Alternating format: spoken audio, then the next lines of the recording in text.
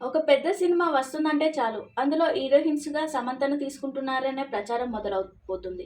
Cut చేస్తే ఆమె అందులో కనిపించదు. మొన్నటికి మొన్న 'బన్నీ' అట్లీ సినిమా కోసం సమంతను తీసుకోబోతున్నట్లు చాలా పెద్ద ఎత్తున ప్రచారం జరిగింది. కానీ ఆమెకు ఆ ప్రాజెక్టుకు ఎలాంటి సంబంధం లేదని ఆ తర్వాత తేలిపోయింది. ఇప్పుడు సమంత చుట్టూ మరో 2 పెద్ద సినిమాలు తిరుగుతున్నాయి. అయితే అవి కూడా లాగ్ అవ్వలేదు. కేవలం రూమర్స్ మాత్రమే. పెద్ద సినిమాల్లో సమంత తీసుకుంటున్నారనే ప్రచారం నడుస్తుంది. జాన్వీ కపూర్ హీరోయిన్‌గా నటిస్తున్న ఈ సినిమాలో చరణ్, సమంత మధ్య ఓ స్పెషల్ సాంగ్ పెట్టాలని బుచ్చిబాబును భావించారట.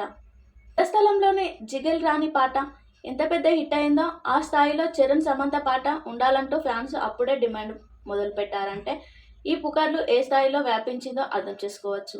ఇక 'ఖైదీ 2'లో కూడా సమంత పేరు వినిపిస్తుంది.